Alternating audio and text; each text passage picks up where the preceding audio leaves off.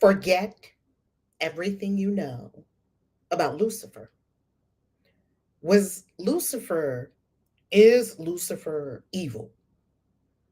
Is Lucifer the same as the serpent? Is Lucifer the same as Satan the devil? Is it possible that you could be a Luciferian and not know it? What about the serpent? What is the serpent all about? That is what we are diving into in this episode of The Real God is Not in the Bible. Not the final cover, the book. The book the world has been waiting for. I am Reverend Valerie Love, your host, your hostess with the mostest, and I'm here on Wednesday nights, Witchy Wednesday at 7 p.m. Eastern Time with this series, The Real God is Not in the Bible. And what is this series all about? It is all about freeing our minds. If you're brand new here to the channel, welcome. I am Reverend Valerie Love. For 16 years, I've taught magic, money, and metaphysics on this YouTube channel to millions of people. Love it, love it, love it. And we are expanding, pardon me, we're expanding our teach. Did I just lose one of my jewels? I mean, the episode just started and one of my face jewels already fell off. Like, what's up with that? Okay, I got one left. Let's see if it makes it through the whole broadcast, because you know how it rolls around here. It gets intense around here. And today is going to get really intense because the things that I'm going to tell you about Lucifer and about how the idea of Lucifer got distorted and how people became afraid of Lucifer. I am no longer afraid of Satanists, no longer afraid of Luciferians, no longer afraid of Lucifer or Satan the devil. Now, when I was growing up in the doomsday cult of Jehovah's Witnesses, I promise you, they used to keep us in constant fear of this malevolent character that no one ever saw and we never had evidence for it, called the devil, Satan the devil, even though the Bible does not tell you that this is an evil being. The Bible says that this is an adversary. The Bible says that this is an opponent. It doesn't say that. Nowhere does the Bible say that Satan the devil is evil. People made that up, and we're going to talk about all of that and why, so we can free our minds. Let's get started. Let's go. So we're going to go on screen share, and I have a lot to share with you today. I have a lot to share with you today. So we're going to begin with why I'm doing this series. We have so many new subscribers to this channel. So who am I? I'm Reverend Valerie Love, and I am also known as KAISI, a divine midwife of soul destiny. I work with our communities and our clients to experience freedom spiritually, mentally, emotionally, physically, and financially. If you are so inclined to go deeper with me in our programs and our beautiful communities, then I want you to follow the links below in the description, where we come together in the Mystery School or in Money Magic.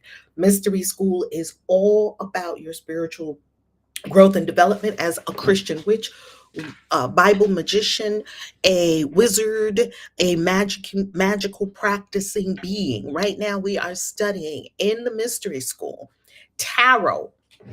I mean, we're deep down the tarot rabbit hole. Tarot, Kabbalah, and the Bible. And oh my goodness, the discussions we have and the growth we experience and the expansion of consciousness we experience in the Christian Witches Mystery School, you're invited to join us. If you more want to get on purpose and make your dollars and invest wisely to become sovereign financially, that's going to be Money Magic. The links are below.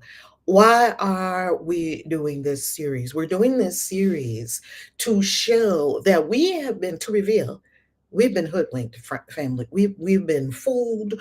We've been hoodwinked. We have been, Malcolm X was right. Plymouth Rock landed on us. We did not have the ability to go beyond what people were telling us because there was no internet. There was no way to fact check these people, including the Vatican, including the Protestant Reformation and all of the 30,000 to 40,000 Protestant denominations there are of Christianity. There was no way to fact check these people. Now we have the internet. Now we have AI. Now we have all of these incredible teachers that have come out saying, hey, got Bible scholars, archaeologists, more information is flowing than ever. And now we can research more than our grandparents could have ever dreamed of. I grew up with the Encyclopedia Britannica, you know, the set of books on the shelf in your house. We had a library in our home, and then my mother and father took us to the library. Well, mostly my mom took us to the library. My dad was working. My mother took us to the library where we could borrow books and then bring them back and read. And I was a voracious reader. Even at the tender young ages, I was reading everything I could get my hands on. Because I was in the doomsday cult, I couldn't get my hands on all the reading material I wanted to. It was very censored, right? I'm no longer censored. I haven't been censored for decades. And that is a dangerous thing when you are able to break past the censorship, when you are able to move beyond the mass hypnotic propaganda that the puppeteers of humanity desire to continue to inflict upon the masses. For what purpose? Absolute control of every man, woman, and child on the planet, as Dr. Jason Giorgiani discusses, and I will be quoting him in this conversation that you and I are having. Social engineering, that's what he calls it. Nothing short of social engineering. Not only controlling your actions, now the powers that be, these beings, we'll call them beings for now, I'll talk more about it coming up. These beings are hell-bent on not only controlling your physical actions and movements all around the planet, they are also hell-bent on controlling your mind and your thoughts. And that is the domain we must keep to ourselves. You must keep the domain of your mind to yourself. You must be free in your own mind. That way, if your mind is free, no one could ever enslave your body. And even if there was something that tried to enslave your body, your mind would still be free. And you could still devise, deduce, reason. You could still connect with your infinite spidey powers that you have, your spidey senses that you have. So this series is all about setting all of humanity free. It's nothing short of setting us free. It's also showing us that though we love the Bible, I love the Bible. Because I love the Bible, I read the Bible and study the Bible intensely. And because I study the Bible intensively, I now know beyond all shadow of a doubt that the Bible is not from God. The Bible is not inspired by God. The Bible is not about God. The Bible is not from God. The Bible has nothing to do with God. When I say God, let me clearly define terms. I'm referring to the infinite consciousness from which we all emerge. Science is now coming around to the understanding that this infinite consciousness, because they tried to tell us this was a material world, and somehow from the materiality, consciousness arose. Somehow, mysteriously, consciousness is something your brain does because synapses and neurons are smashing together. And somehow that makes consciousness. Now, it's ridiculous and it's not true. And many of them know that it's not true too, yet that is the propaganda push that they have been given. See, all these, let me come off screen share for a minute and share something with you. This is very important to understand about the world that we live in. Let's come off screen share for a moment. All of these major aspects of society have a propaganda line they have to push. Let's look at it. The medical establishment, and I'm not talking about Ayurvedic medicine, I'm not talking about ancient African medicine, I'm not talking about the medicine of the people that are indigenous to each continent on this planet. I'm not talking about homeopathic medicine. I'm talking about allopathic medicine, the newest medicine on this planet that is only about 200 years old. That is the medicine that is currently the leading prevailing medicine in the West, where they only have about three solutions. Cut you, it's going to be some kind of surgery. And usually it's going to be some kind of Frankenstein surgery. So if something's wrong with your hips, we're just going to give you a fake hip. If something's wrong with your knees, we're just going to give you a fake knee. So they're going to cut you and Frankenstein you. That's one. I've never been cut open by these people. And while I'm not telling you what to do spiritually, I'm not telling you what to do physically, I'm not telling you what to do at all. I'm saying if they tell you that your body should be cut open, just check in with your intuition, see what your intuition says about that. Your human body is not meant to be cut open and exposed to all manner of bacteria and whatever else is in the air. This medicine, they call it medicine. I don't call it medicine. This medicine either will cut you open, chemicalize you. Think about it. Or they will burn or freeze something in your body. They only have a few. That's about it. We're going to do a surgery. Why do people think surgery is normal? You've been hoodwinked. Why do you think that shit is normal? There's nothing normal about them cutting you open. And have you ever seen a surgery? Even a the horrific worst surgery of all, in my opinion, is a cesarean section where now I'm on my soapbox. Now I'm going to get back to Lucifer and the devil in a moment. I'm going to make this point where women are no longer in charge of our childbirth. We've handed it over to men. And what do men think? Oh, well, let's just get a knife and let's just cut you open and grab the baby out. Oh my God. Oh my, the midwives of the ancient world would have never come up with something like that. It's absolutely horrific for people to start their life that way. Absolutely horrific. The idea that they even have pregnant women in hospitals is a horrific idea. This is what this medical establishment has produced. It has produced deformity, irregularity, and it kills 300,000 people a year in the United States alone. Anything that kills 300,000 people a year ought to be examined, studied, turned around, re-engineered, something.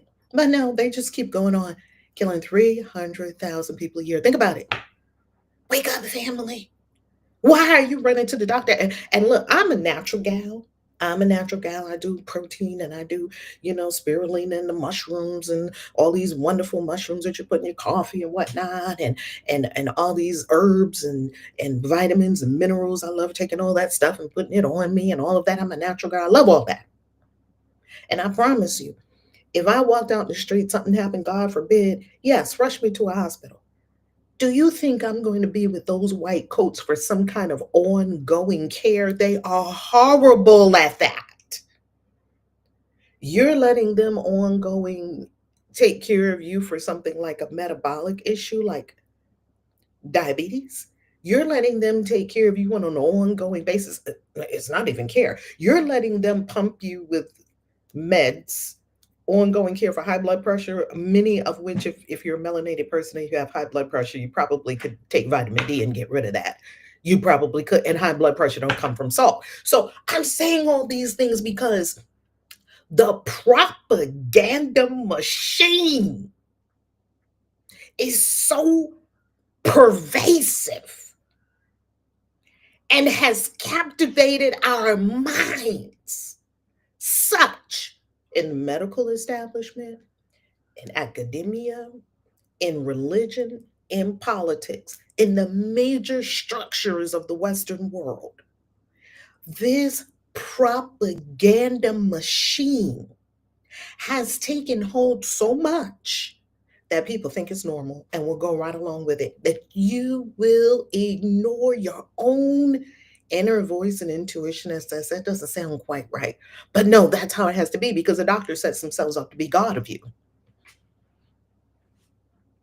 And the church sets themselves up to be God of you.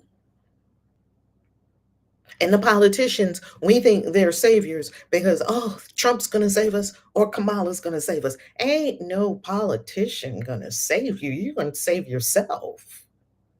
Come on now. This is how I know the entire political, it's a scam. It is the worst kind of scam other than the bodily scam, which is the medical establishment. Here's how we know it's a scam.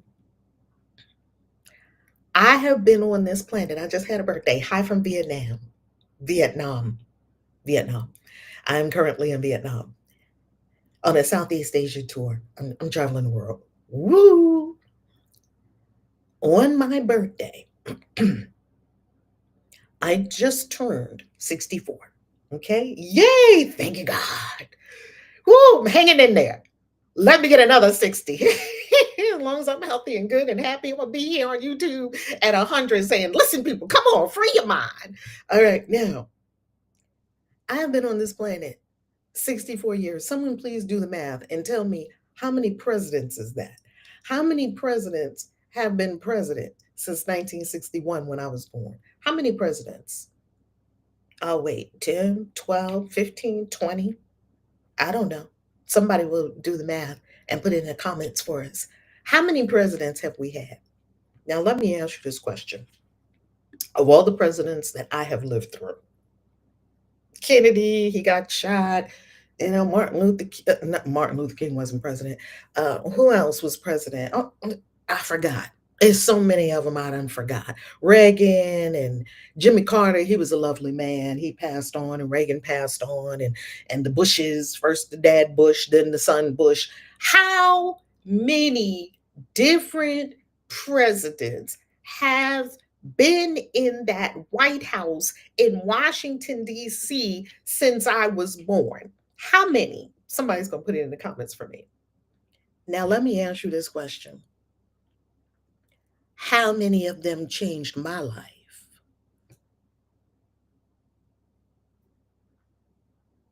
Donut. We got a donut. Why? Why? Thank you so much. Thank you so much. I credit my mothers and my grandmothers with beautiful genes. Thank you so much. Why?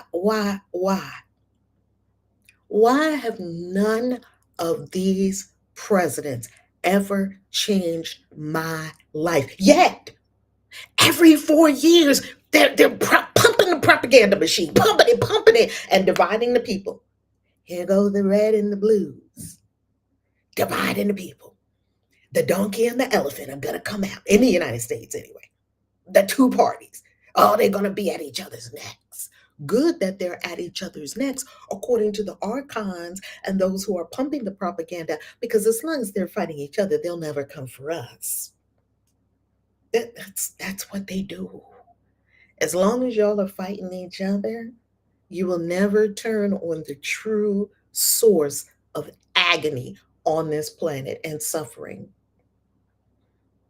And those are those who are pushing the agenda, the propaganda machine, that you have to do this, you have to do that, you have to do that, and bringing you away from your own inner knowing and bringing you away from the truth that you are a sovereign being. You're sovereign. You're sovereign. All your answers are within you.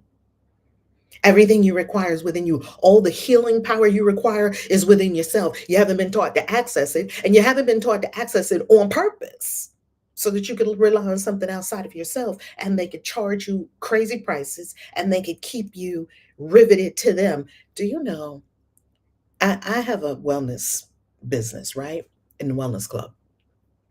And do you know, it's at my website. So, and look below and you'll also see it on my website. Go to valerielove.com/coaching. And I'll let you see a couple of videos that tell you all about the wellness club. I'll pull it up for you. Do you know that we have talked to clients about, visitors to we have Zooms every week and wellness Zooms. And people come to our wellness Zoom and they're on all kinds of meds. I mean, a bag full of meds. That's America. And when you tell them about devil's claw or mushrooms or turmeric and ginger, Do you know what some people say? Or cinnamon. Cinnamon, as harmless as cinnamon is, a dash of cinnamon in your coffee can help you with your blood sugar levels and metabolic issues. Do you know what they say about that? About eating something that grows out of the ground. Do you know what they say about that? I gotta ask my doctor. So you gotta ask your doctor about cinnamon. You have to ask your doctor about something that grows out of about eating, uh, about ginger and turmeric. Fascinating. Now I'm not anti-doctor. I'm anti-control of your mind. I'm not anti-doctor. If doctors can do some amazing things. I am talking about relying on something outside of yourself to the detriment of yourself without checking in your own sovereignty and your own inner knowing and following that. That might tell you go to an acupuncturist. That might tell you go to a homeopathic doctor. That might tell you go to a naturopathic doctor. Yes, there's many healing protocols. I'm saying that these people have hoodwinked us into thinking that. So I say, no, you didn't miss yay, you didn't miss the Lucifer. This is all related to Lucifer. This is all related to Lucifer, and I'll put a pretty bow on it, and I will show you exactly how it's related to Lucifer. So I am setting the stage to demonstrate and illustrate and magnify the level of control that these archons that are unhelpful to humanity. They don't mean humanity good. They mean what's in the matrix. They mean to use you as a battery, which they're already doing.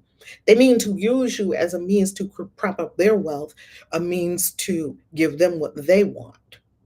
Okay? Now, because we have these overlords that desire to control all of humanity, everyone is not going along with that, right? Everyone's not going along with that. There have always been freedom fighters. There have always been people on the other side who said, hey guys, wake up. There have always been keepers of the flame. There have always been truth tellers who will come along and warn us and remind us that ye are gods. Take your sovereignty into your own hands and escape the matrix. Now, let me show you. So, I had to say that to set up our conversation for Lucifer. Let's go further. Let's go further so that we understand the level of I wanted to say devilment that these people are up to. It's quite fitting in this conversation, except the devil is not who you think the devil is. The devil is not who you think the devil is. Let's go. All right. Church lied about Lucifer. Supposedly, Lucifer is evil. If you ask the average Christian, Lucifer, oh, that serpent. They think Lucifer is the same as the serpent in the Garden of Eden. They think Lucifer fell from heaven, took a third of the heavenly host with him, rebelled against quote unquote God. Isn't that what they think? They think that Lucifer and Satan and the devil, all interchangeable, same person. Wow. They hoodwinked us on that because that is nothing truthful in that at all. And they say that all this is in the Bible, even though no Christian can show you in the Bible. Bring all your Christian friends to this video. Share this video. Comment on this video. Subscribe to the channel. All those things help this information travel. Engage, right? If this helps you, please pay it forward and help someone. The average Christian will tell you that all of this is in the Bible, and it's nowhere in the Bible. It's nowhere in the Bible. There's only one place that Lucifer appears in the Bible, and that is in Isaiah 14:12. And that is a faulty translation, which we'll show you briefly. That is a faulty translation of the Hebrew word. We do know that the King James Version was based on the give me the name. Hold on. The Vulgate, the Latin Vulgate. Thank you. It came back to me. The Latin Vulgate, and the Latin Vulgate has a lot of errors in it, and the Latin Vulgate has an agenda because the Pope, the Catholic Church, commissioned Jerome, who later became a saint, Saint Jerome, commissioned Jerome to translate the Bible into Latin. That is the Latin Vulgate, because before all we had is Hebrew, remember? And then later on, some of the later writings were and the Hebrew Bible was translated into Greek, which was called the Septuagint. And then later we have later writings that became the New Testament that were written in Greek and Aramaic. So now we need to get it to Latin so we can eventually get it to English. So the Pope in Rome wanted these Greek, Aramaic texts translated into Latin. That's the Latin Vulgate. And why? Because they want to use the words for their own benefit. Can we trust the Vatican? I think not. Later on, after the Latin Vulgate was created, you had to know it was an agenda with the Latin Vulgate because the Catholic Church is doing it. So they're going to want the Latin Vulgate translation of the Bible to say the things that prop up their doctrine, not what it actually says. They want the translation to prop up their doctrine. Then King James comes along and says, I want an English version of the Bible, and they are going to translate it. And he hired a lot of, scholars, Bible scholars, to his credit, that were at Oxford and whatnot. Like, these weren't just people that didn't know what they were doing. He hired the scholars, and he had them. These are capable people. Okay, they're capable people. They're studied people, and they translated and they created the King James version of the Bible using the Latin Vulgate as their basis, which was already a faulty translation of the Bible. And the King James version, what do you think King James wants? He wants a Bible that props up himself and his doctrine, breaking away from the Catholic Church. So that's how we get one mention of Lucifer in the King James version of the Bible at Isaiah 14:12, where the original Hebrew word is Hallel. What does Hallel mean? It does not mean Lucifer. If you just go back, just keep tracing it back to get to the origin. What was the word that was there when the people first wrote it down? The word that was there when the people first wrote it down. And I don't want to know that because I think it came from God. It didn't. I want to know because I want to know truth. I want to know what the people actually wrote that became the Bible that we have. I want to understand the process. I want to understand what these people were thinking. I want to know their agendas and their motives and their intentions so that I can better understand this book that we have with us today called the Bible, which I love so much. Hallel. What does Hallel mean? Hallel means shining one or a morning star. It also could mean boasting or pride. It carries that kind of connotation. Does not say Lucifer. Lucifer is nowhere in the Bible. Lucifer is nowhere in the Bible. But if you tell a Christian, go show me Lucifer,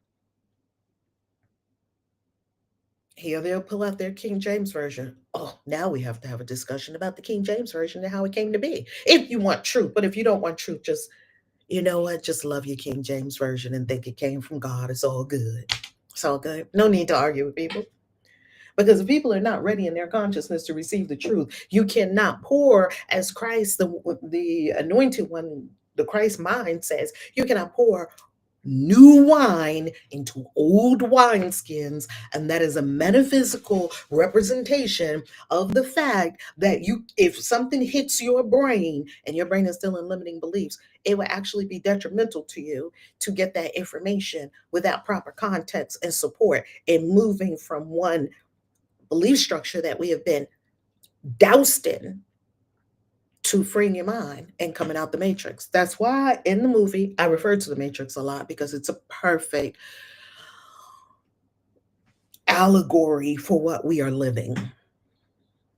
And the Matrix, Neo was like, why can't I see? Why can't I see? I have eyes. And Morpheus looked at him and said, you've never used them. I'm a grown man and I've never used my eyes. Do you get the metaphor in that? The depth of that? Yeah, we got two eyes. We've never used them. We don't even use our two eyes to read the Bible and see what it really says, because the most prominent thought ideology in our mind is what the pastor said. Pastor said, okay, clearly this passage is not about a spiritual being. Okay. This passage in Isaiah 14, where you do find this morning star reference. What is it actually about? It's about Isaiah talking about this Babylonian king that he had exalted himself like the morning star, and he is going to fall. And it's about pride and hubris. That's what it's about. Okay.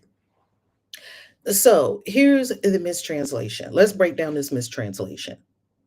Because in the Latin Vulgate, we got Saint Jerome. You can go look all this up for yourself, and I'll give you a wonderful, wonderful books to read along with this.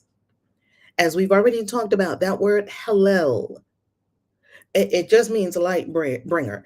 Latin for lux is light, fair to bring. It's not a person. Originally, it was a title, and it was a title for the planet Venus. We're going to get deeper into the Venus as the morning star. And why did they call Venus the morning star? It was called in antiquity. Venus was called the morning star because it is the brightest light in our sky, as viewed from Earth, not as viewed by the Anunnaki, clearly, as viewed from Earth, right after the sun and the moon. The next brightest light is Venus. And why is Venus called the morning star? Venus is called the morning star because as the day dawns, you can see Venus before you see the sun. So therefore, Venus was always known in antiquity as the light bringer, the bringer of the dawn. We've got to go all the way back and understand, what are the secrets? What are the occult secrets our forebears were trying to pass to us, because they were giving us messages. The messages are hidden in the Bible, but people are going to church and then listening to the pastor. Yes, pastor. Ooh, getting the Holy Ghost. That's lovely. Get the Holy Ghost. That's beautiful. And in all that getting, get understanding. That's what it says in the book. If you love the book that much, it says it. So you can even see, I'm going to show you that in the Bible, even Jesus called himself the bright morning star. This is not a literal being originally. The term light bearer, it's a title. It was a title for Venus. Now, there's an older meaning for it as well, and we'll get to that in a moment. Jesus even called himself, as I just said, the bright morning star in Revelation 22:16. Let's look at it. Because Jesus called himself Lucifer. Jesus called himself the bright morning star. If you believe that in the book of Revelation, as most church people do, I don't believe this, but we're going to go with what church people say. Church people say that the whole book came from God. Church people say that the book of Revelation came from God. And church people say that in the book of Revelation, Jesus is actually speaking. That's what church people believe. I don't believe that.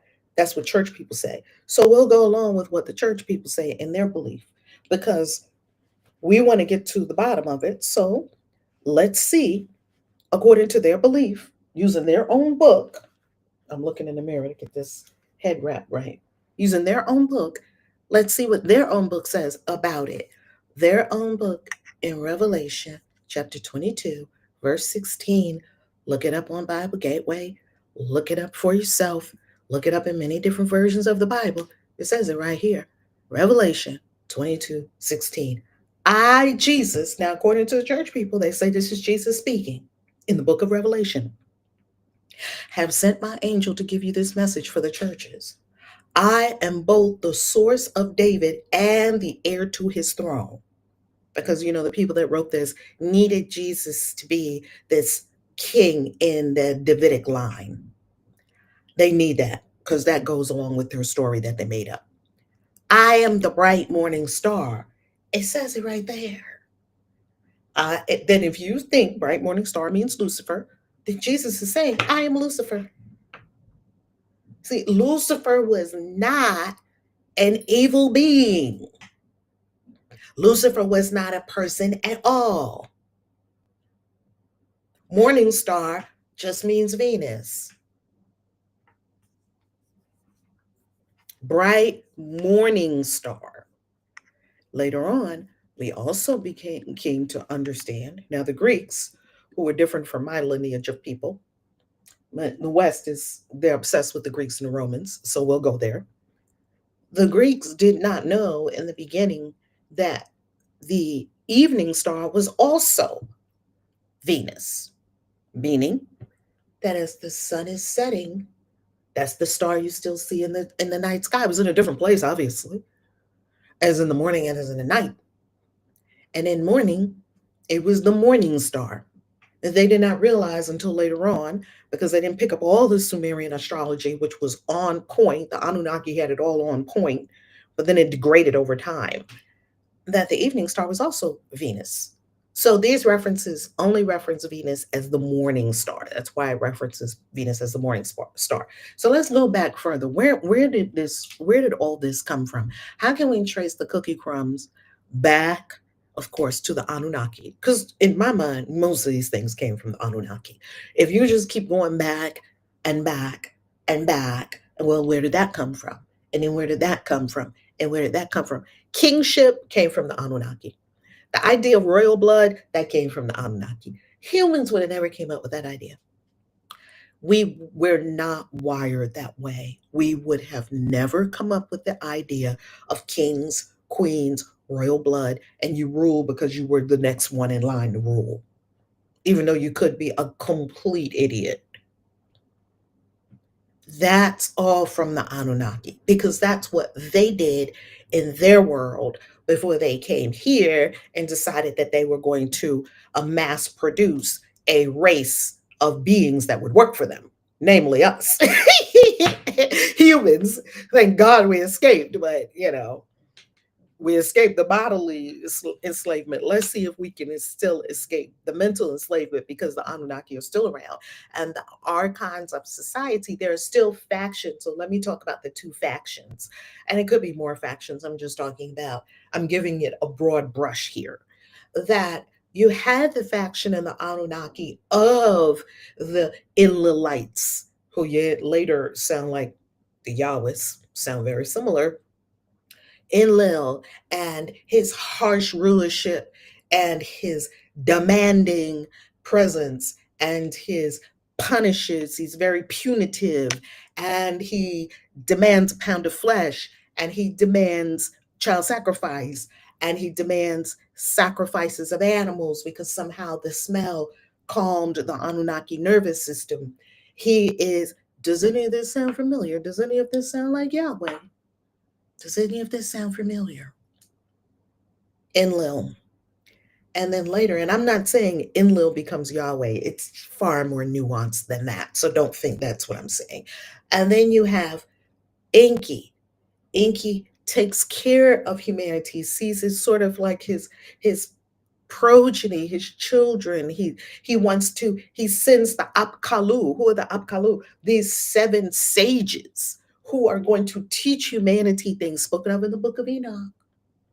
In the book of Enoch, it talks about Samael and all of these beings who came from on high, who taught humans things they weren't supposed to know, that the quote unquote God of the story did not want the humans to know. Things like metallurgy. Metallurgy is always involved because the Anunnaki wanted the gold. So the gold mining, all the gold mines you see across South Africa, tons of them still there, still there. The Anunnaki left plenty footsteps and handprints. the metallurgy is always going to be something they taught humanity. They also taught humanity herbology. They also taught humanity agriculture. They also taught humanity how to gaze at the stars and divine the future, divination, magical arts and sciences, writing, astronomy, science, law, the domestication of animals, animal husbandry. These were taught to humanity because when we were birthed out of the petri dish, pretty much, we didn't know jack. Okay. We come out the petri dish and you're completely innocent and you don't know anything about these things. And this is a new race of beings that have been created on this planet that's a mashup between this genetic DNA of this advanced civilization. And the Anunnaki could be an advanced version of humans, time traveling back. That's very possible too. Very possible. I don't take anything off the table because we've got to expand our brains to even wrap our minds around what's really going on in this great big thing. It's way bigger than me. And so Inky, what is Inky like? Inky is the one who tells the Noah figure, also known as Atrahasis, also known as Ziatsudra. He's got different names, and the Greeks call him Deucalion. Different names, same being, same story, just reworked for different people. They just reworked the same story. Inky goes and warns the Noah figure, hey, they're about to flood this place. And Lil's like, kill them all. Sounds familiar. They're about to bring a flood. And I'm not supposed to tell you, so I'm going to devise a trickster way to tell you because Enki is the trickster. All the trickster gods of all the pantheons come from that trickster aspect of Enki. And Enki wants to help humanity. So, and believe it or not, what is the animal associated with Enki? The serpent. Okay, we're starting to get somewhere. We're starting to get somewhere. We're starting to get somewhere. Okay, so hold that in your mind. Hold in your mind all the things that I just said. Now we're going to talk about Inanna, whom the Babylonians called Ishtar. The Sumerians called her Inanna. Her Anunnaki name was likely Inanna. So we're talking about the same being. Ishtar had a symbol. Inanna, what was her symbol? The 8-pointed star. And this later got transferred, and I'll show you how it got transferred all the way to the Virgin Mary. Christianity has it too. Oh! So the morning star, bringing light out of darkness. And then, of course, the evening star, as the Anunnaki knew. The Anunnaki knew, of course, because they knew astronomy beyond anything that you could imagine, because they had to navigate all of these stars, didn't they? To do the things that they were doing on multiple planets. In these oldest records, the morning star, or this 8-pointed star, if we trace the cookie crumb trail, this is Inanna. Inanna, the 8-pointed star. 3 up here. 1, 2, 3. 2 right here. 4, 5, 6, 7, 8. And if you look at it, there's usually 4 going 4, and then the 8 that are in the so you get 4 main points, right? An axis of 2 coming together, which is like a cross. Hello. And then 4 other points. It could lead to the equinoxes and the solstices and the quarter points during the year. This thing means a lot of things. This 8-pointed star means a lot. A lot of symbology is encoded in this 8-pointed star. So this was Ishtar's symbol, or also known as Inanna. Let's look at the pictures of it.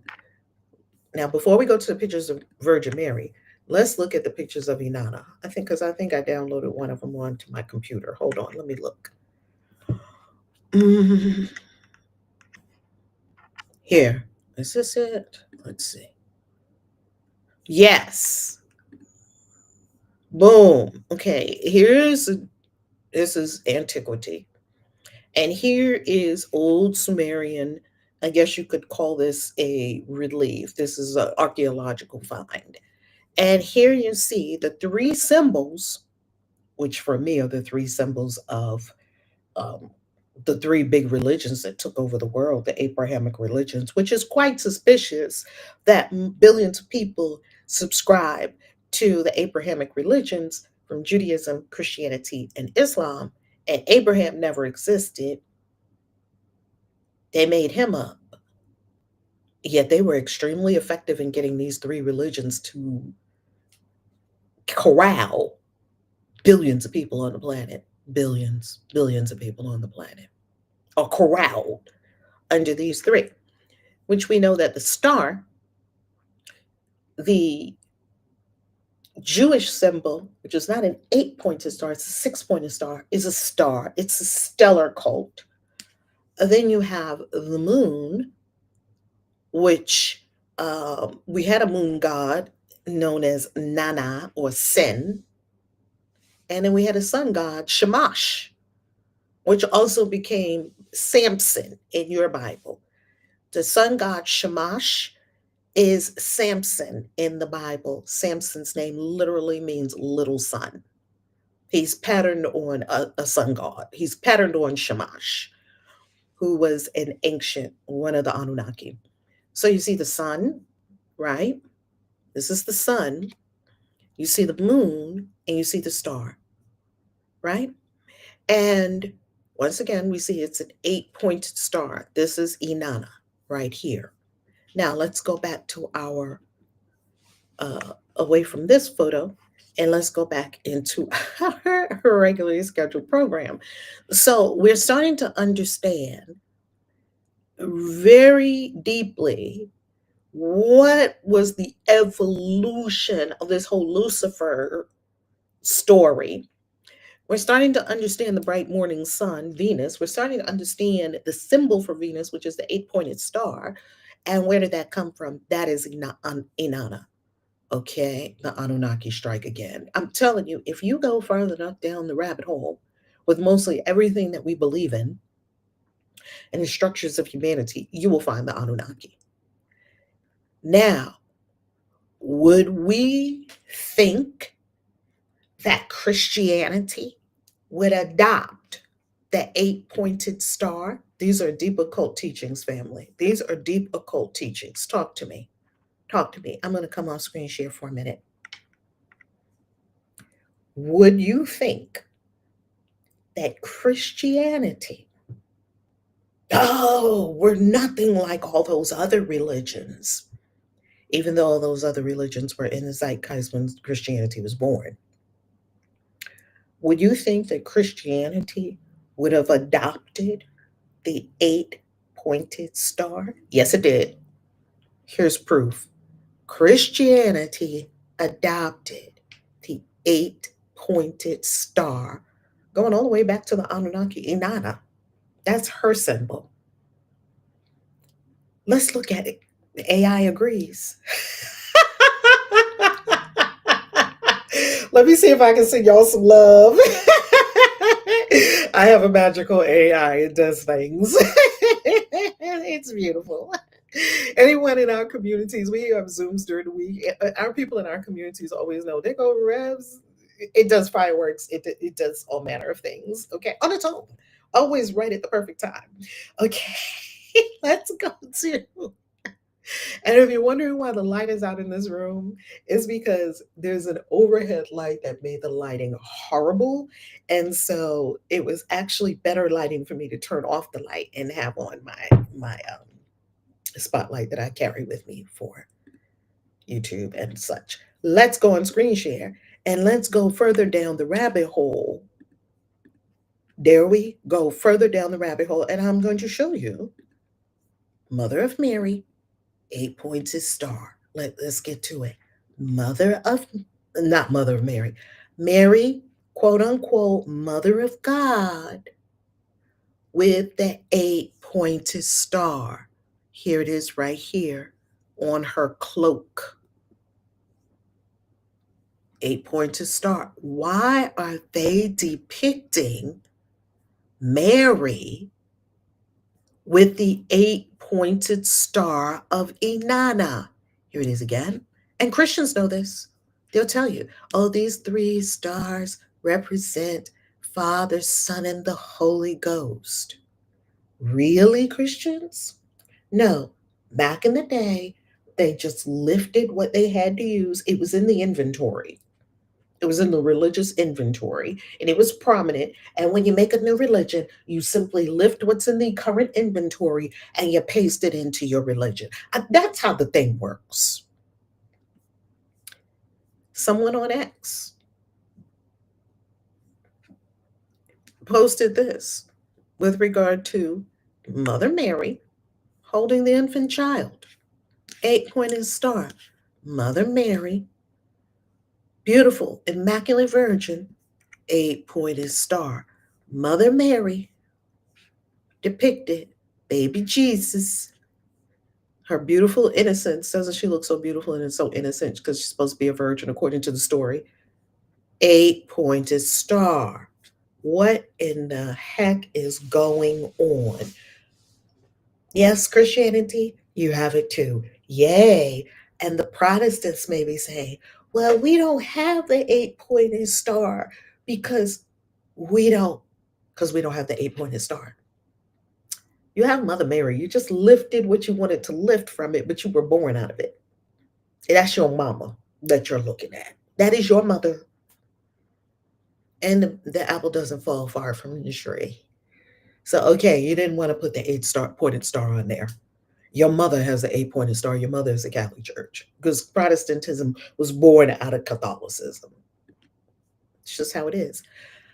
Please also know, members of the channel, if you're not subscribed and you're watching this, because many people watch this and are not subscribed, and you watch over and over and over again, I'm going to come and haunt you tonight in your dreams if you do not subscribe. Subscribe, smash up the likes. You know that helps YouTubers. You know it does. So I don't care if you're watching on TV, mobile, smash it right now. Take a moment, smash subscribe. Take a moment, smash like. Take a moment, comment. You know that helps. You know that helps. Okay? So help YouTubers, love tubers. And as a member of the YouTube channel, you have this as a gift. So if you are members of the YouTube channel, you have many of my books as gifts. And as I produce my new books, you are the first to receive the books as gifts. So please leave a review. Please, pretty please. Okay, leave a review. Leave a review on Amazon. I want to remind you that we are returning to Bali in 2026, and we are returning to Egypt in 2026. And I'm going to look in the description below this vid, and you will see a link there to our community. It's free to join this particular community. It is our community of travelers, soul excursions. And you can get all of the details, all of the behind the scenes information about the retreats coming up. And I want you to also remember that we do have the winter solstice ritual and retreat, valerielove.com. I want you to go there. I'm going to drop it in the chat because when you get to valerielove.com, right there on this page, if you go down, it shows you upcoming events. I'm going to drop it in the chat for you. Family, can I ask you for your support? Can I ask you for your support? If you love watching it, and I know tons of people watch this series, can I ask you for your support to comment, to like, to engage, and to subscribe? That means a lot. Doesn't mean a lot for you. On your end, it's just a tap of a button. On this end, it means a lot. Let's continue on with our serpent. Now we need to get into the serpent. Okay? So now you know, come with us to Egypt. Come with us to study these ancient mysteries. Let's go. Lucifer. Nowhere in the Bible, first of all, nowhere in the Bible does it say Lucifer. We already covered that.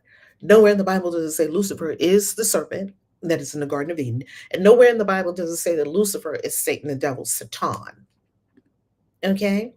How did this confusion happen? It started to fuse together in the intertestamental period and the early Christian period, somewhere around 2nd century BCE and 3rd century CE. Somewhere during those few hundred years, the things like the books of Enoch started to be revealed and the wisdom of Solomon, and they're expanding, they're telling stories about the angelic rebellion and the angels who fell from heaven, and they start to work with this material, and then they start to look at Genesis. They go back to the Bible. They're looking, and it wasn't a Bible yet. It was just books, lots of books floating around, scrolls and books floating around. And they start to look at Genesis, and they start to take into consideration this new information, and they start to think that maybe the serpent is a manifestation of Satan, who is mentioned in the book of Job.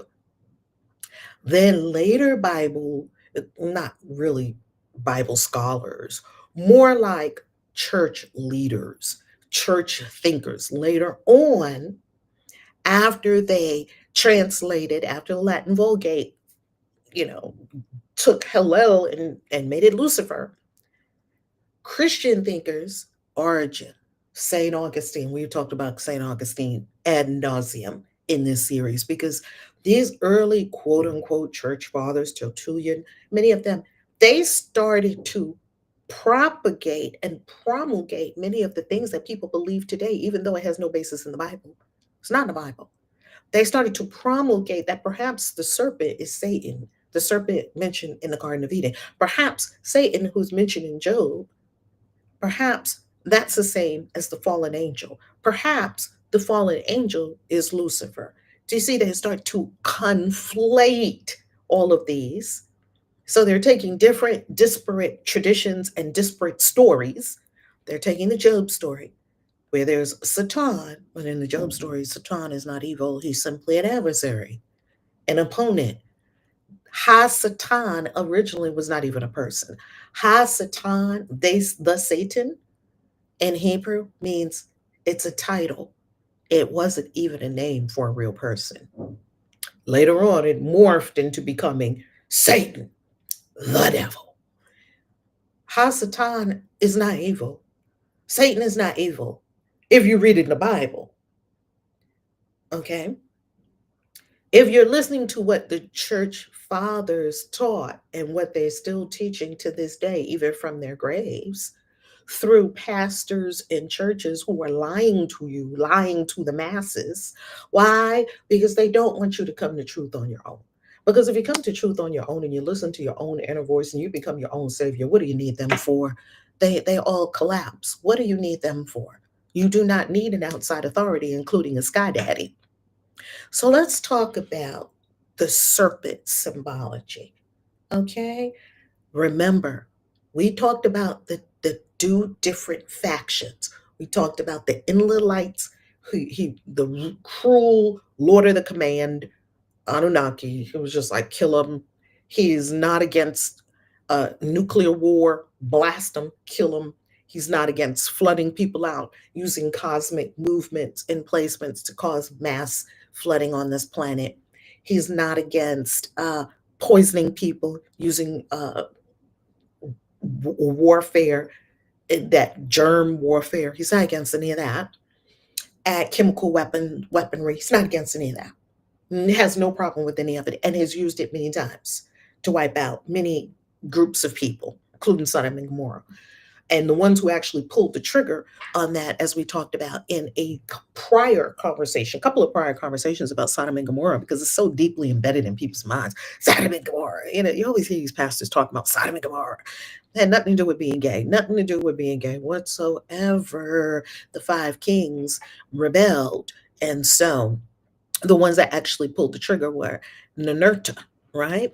Ninurta was actually, Ninurta was they have names for the Anunnaki who pulled the trigger and dropped the nuclear warheads, and they call them the Scorcher. One was the Annihilator and one was the Scorcher.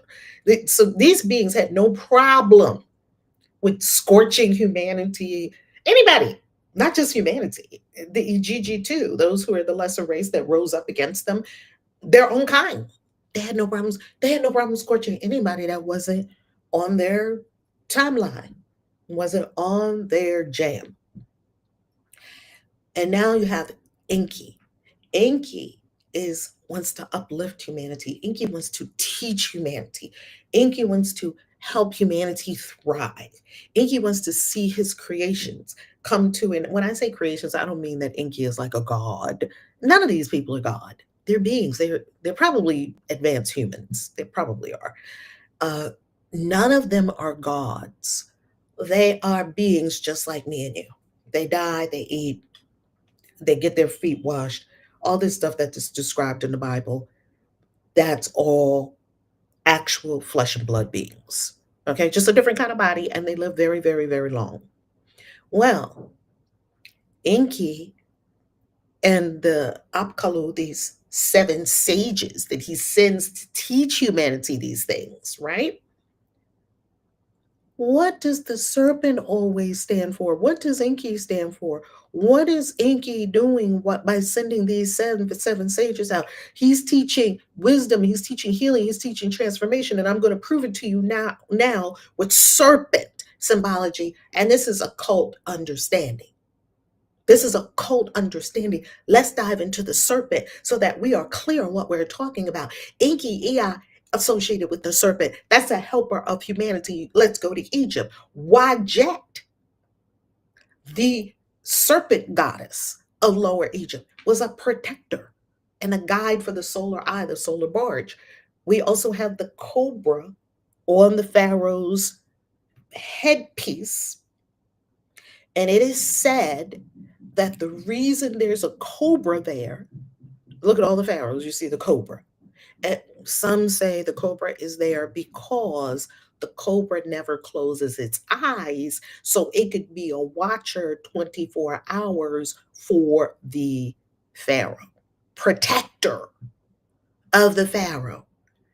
Asclepius, we went to Greece for our retreat. So you get all that when you come with us to Egypt. When you come with us to Greece, when we go to Greece again, we were in Greece a couple of years ago on retreat. And there we learned deeply and went to a temple, even at the Parthenon. There's a part where they say Asclepius was practicing. Asclepius is lauded as the father of medicine. And what does Asclepius have? A staff with a serpent wrapped around it. The serpent is still on your doctor's jacket. The serpent is, if right now you needed somebody to come to you in the emergency medical personnel, they're on their jacket, what will you see? A staff with a caduceus. It's a serpent, two serpents entwined around a staff, usually with a cross at the top or a circle at the top, and the serpents are twined around and they're meeting like that. It's right in front of us. But we had eyes, Neo, and we were in the matrix, but we never used them. We had eyes, but we never used them. Kundalini. So let's go to the East in Indo-European and in the Indus Valley. They're talking about the Kundalini. What is the Kundalini? The Kundalini is the coiled serpent at the base of your spine. And we all know that Kundalini rising represents consciousness, those two serpents wrapping their way around your spinal cord, which is more than just a physical apparatus. It's also energetic. It's also electromagnetic. And Kundalini and those two serpents coming together at your third eye, and you have enlightenment. Those serpents are not hurting you. Those serpents are not killing you. Okay, let's go down to Mesoamerica. I lived in the Yucatan for 3 years. I've been to Teotihuacan. I've been to Chichen Itza. I've been to Uxmal, many ancient cities in Mesoamerica. What do we have there? We have the feathered serpent. The Aztecs called this feathered serpent Quetzalcoatl. The Mayan, whom I lived among for many years and learned so much, wow, they call this feathered serpent Kukulkan. And if you go down in that area, every street you turn down just about is a Kukulkan street or a Kukulkan way or a Kukulkan cafe. What was the feathered serpent about in Quetzalcoatl and Kukulkan? Bringing knowledge, bringing culture, helping the people with writing. These serpents were helpful. Okay, let's look at another one. Let's look at the Christian and the Gnostic. Early Christians and the Gnostics, whatever you may think that term means, even though scholars say it's not a very precise term, the hypostasis of the archons. If you read that book, you can read it online, free. And the Apocryphon of John, you can read that online too. They didn't want to put these books in the Bible. They're just too heretical. Have too many wild ideas that they don't want you thinking about. They only want you thinking about the 66 books of the canon, which they themselves chose to be your Bible. That's another conversation for another day. The serpent in the Garden of Eden was not evil. The serpent in the Garden of Eden, according to the Gnostics and people that had this train of thought, was a messenger of Sophia. Who is Sophia? Wisdom, enlightenment, knowledge, waking you up, helping you remember your divine origins. That's the serpent. Okay, let's talk about the Ouroboros that you see in alchemy. Everywhere you look around the whole world, all the people are saying around the whole world, we're just going around the whole world, all the people around the world are saying that the serpent is the helper. But what did they tell you in church? They told you something to confuse your mind and take you away from the truth so that you will not, as as Gnostic informant says, so that you will not attain true gnosis, right? The Ouroboros in alchemy. We've seen it in magic and alchemy books. The Ouroboros, the serpent eating its own tail. What is that? That's a symbol of continuity of life, regeneration. Out of death comes life. This is an occult symbol. It's dissolving the old, coagulating the new. In that stage of alchemy, it's called solve et coagula. It's the coagulation phase. It's dissolving the old and coagulating the new. This is a powerful symbol of enlightenment, transformation. But in church, they told you the serpent was evil. Free your mind. Free your mind. Now, this is what I want to end with. One could argue that a person who ascribes to healing, transformation, liberation, and restoration of humanity to divine awareness is Luciferian in nature. It is also satanic, as Satan or Ha-Satan means adversary, but adversary of who? Adversary of the quote unquote God who is in the Bible, yet we know that the God of the Bible is really evil. And you can prove that he's really evil because he told them, don't eat of the fruit of the tree, because when you eat it, you're going to be awakened. You're going to have your eyes open and you are going to have knowledge of good and evil, and you will become like one of us. He didn't want them to ascend, enlighten, keep you dumbed down, naked, working for us, don't know who you are. And the Satan was an adversary of that. The serpent came in and told the truth in the story. The serpent said, you're not going to die if you get knowledge. You will know you're not going to die. Now, who lied? And Christians try to twist it 50 ways to Sunday. Oh, they died eventually. No. The God said in your book, the supposed God said, in the day you eat of it. Can we quote this God? Or like somebody said in the comments, it was so funny, this God got Alzheimer's. If you quote this God said, quote unquote, this quote unquote God, air quotes around God, because that ain't God. This God said, in the day you eat of it, you will positively die. Didn't that God say that?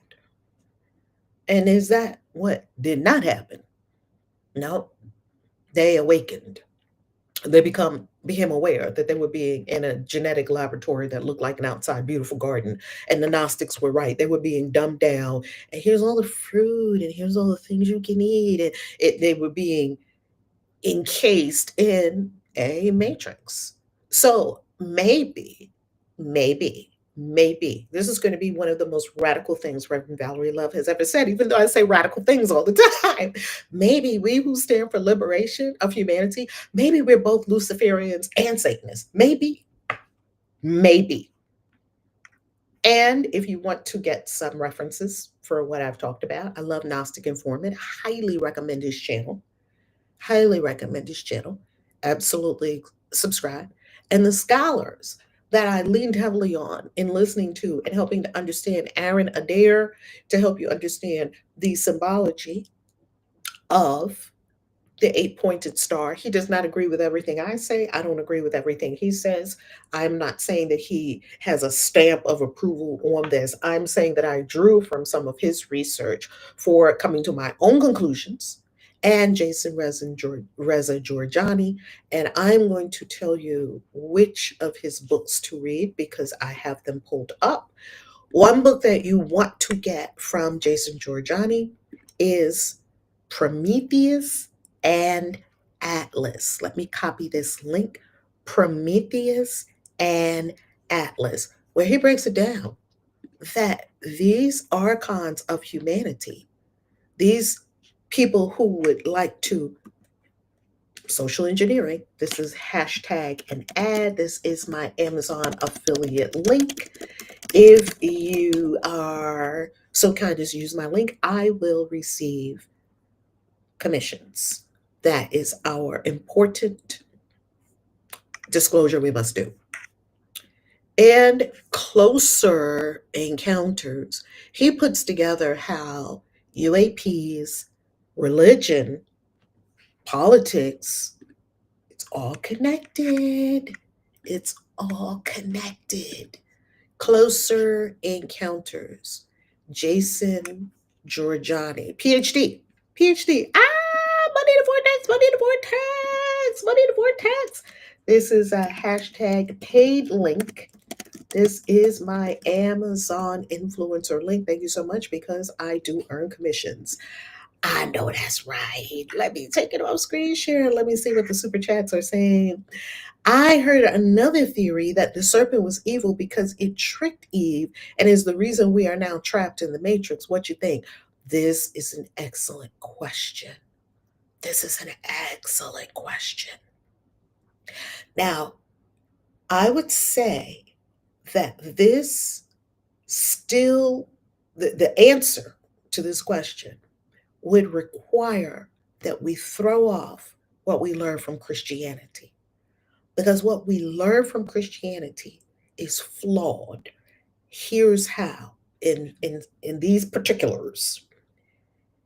It's said in Christianity, and it's incoherent, it doesn't make sense, but this is what it says, that God created Adam and Eve perfect, said they're good, perfect. And then they took an action, eat the fruit, that was a sin that caused their essential nature to change from perfection to sinful. Now, that was made up too. That was made up by these church fathers that want to steer the thinking of all Christians that come after them. Original sin is nowhere in the Bible. Original sin was made up by these church fathers. They made it up. So, in my cosmology, how I see things, and everyone's got to see things for themselves, and I honor and respect everyone here too much to tell you what to think. In my cosmology, everyone is an emanation of a unique source, of a source, and each emanation of this source is unique. I'm unique, you're unique, everyone's unique, right? Yet we emanate from the one source. We all came from one place. There ain't no other place to come from. And you emanated, you emanated like a light beam from the sun. You're an emanation from the infinite source, which some people would call God, which could be a problematic term. This infinite source, which is the source of all, is consciousness. It doesn't have a personage. It's not a person. It's energy. It's consciousness. It's pure intelligence. And the flavor of it is love. It is always seeking to uplift humanity. Right? It's just pure energy. And you can use the energy any way you like all energy, like electricity. You can use electricity to cook a person or cook a meal. Energy is agnostic, meaning it doesn't have a way you have to do it. Your consciousness can be used to think up amazing things like maybe a new app, a new business, something that forwards humanity, or it can be used to devise evil means to keep humanity enslaved. You can use your consciousness for anything you want. So this infinite source is consciousness. And therefore, I don't believe in a fall. I don't believe in any of that. I don't believe in original sin because I trace the roots of it, and it all comes from people who made this shit up. And they had agendas. That's why they made it up. So therefore, they always want to make Eve out to be the dumb bunny, supposedly, because they say, and Abrahamic religions are getting a lot of mileage out of this. Listen carefully to what I'm saying. The Abrahamic religions are getting a lot of mileage out of this one.